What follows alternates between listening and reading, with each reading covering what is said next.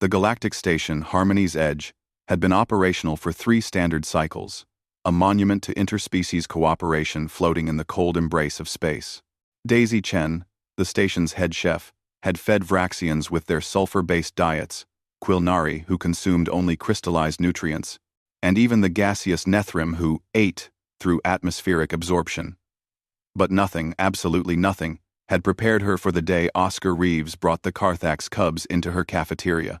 "They're just children," Oscar had said that morning, his blue eyes twinkling with the kind of innocence that came from the station's newest xenobiologist. Educational field trip. Cultural exchange. What could go wrong? Daisy had simply stared at him, wooden spoon in hand, as 12 Carthax cubs, each standing barely 3 feet tall, covered in midnight black chitin, with rows of serrated teeth and 6 eyes that gleamed with predatory intelligence, swarmed into her pristine cafeteria. The Carthax were apex predators from a death world so hostile that even their plants could kill in 17 different ways. Their cubs, while small, possessed all the hunting instincts of their species, just with less impulse control. "Welcome, young ones," Daisy said, forcing a smile as the cubs' translator devices chirped and clicked. Several cubs immediately began climbing the walls, their adhesive limbs finding purchase on surfaces meant to be smooth. Others started testing the structural integrity of the furniture with their mandibles. Oscar stood beside her, datapad in hand, completely oblivious to the chaos brewing. "This is fantastic. Look at their exploratory behavior." "Oscar," Daisy said through gritted teeth, "curiosity is the foundation of learning." A crash echoed through the cafeteria as a cub discovered that the food dispensers were not, in fact, designed to support the weight of an enthusiastic Carthax youngling. Daisy watched her carefully calibrated nutritional delivery system spark and sputter. That was when she made her decision. If humans had learned anything during their short but explosive entry into the galactic community, it was this: adapt or get eaten. Sometimes, literally. "All right," Daisy announced, rolling up her sleeves. "Oscar, keep them from destroying anything else.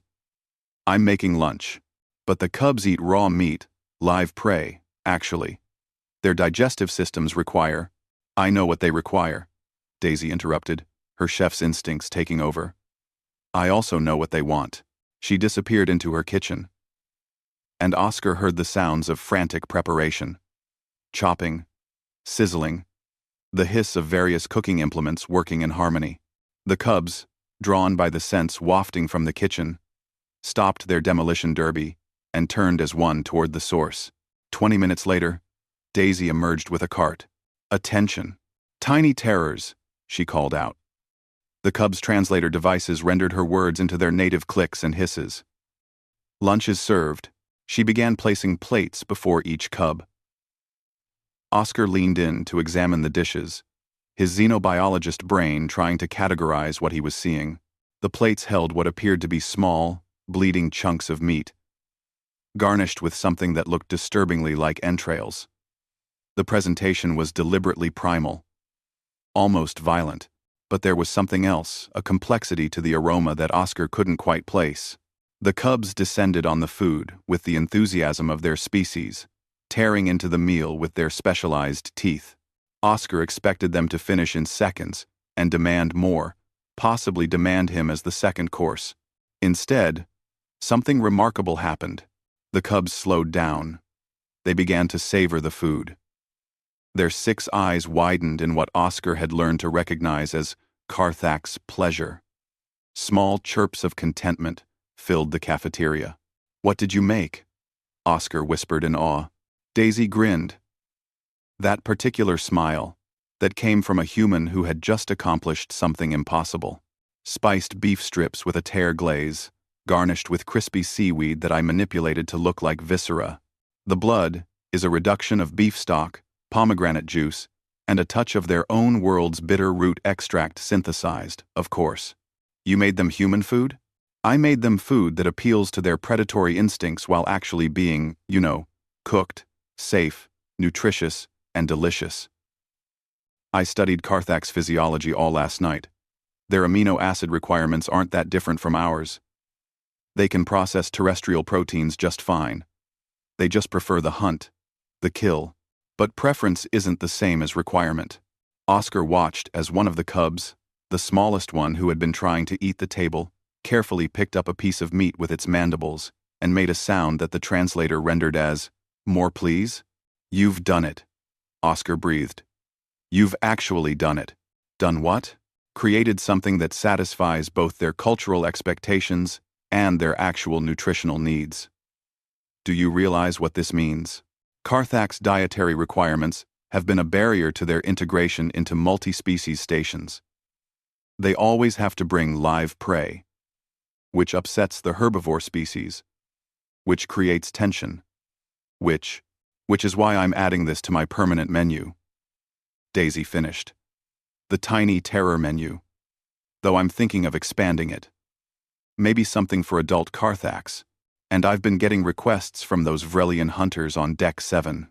Over the next hour, Oscar documented everything. The cubs, full and content, became noticeably calmer. They still climbed things that was instinct, but they stopped trying to destroy them. They gathered around Daisy, their translator devices chirping questions about the food, about cooking, about Earth. She answered each question patiently, occasionally letting them help with simple preparations, always keeping sharp utensils out of reach. By the time their teacher arrived to collect them, the cubs had formed an orderly line, thanking Daisy in their clicking language. As the last cub left, Oscar turned to Daisy. "You know what this is going to do to your reputation, right?" Word spreads fast on the station. Every species with difficult dietary requirements is going to want to eat here. Daisy surveyed her cafeteria, noting the claw marks on the walls, the slightly bent table, and the broken dispenser. Then she smiled. "Good," she said. "That's exactly what human cooking is supposed to do.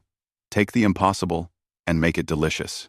Besides, she pulled up a holographic menu she'd been designing. "I've already got ideas for the Vrelians. And the Nethrim might enjoy my molecular gastronomy experiments. Did you know they can taste specific atmospheric compositions?" Oscar laughed, shaking his head. "Humanity. F. Yeah? Humanity. F. Yeah," Daisy confirmed, already planning her next culinary conquest. The galaxy had no idea what it was in for. But then again, it never did. When humans decided to do something humanity-defining, like turn deadly predator cubs into satisfied customers with nothing but creativity, stubbornness, and really good food. In the end, that was the most human thing of all.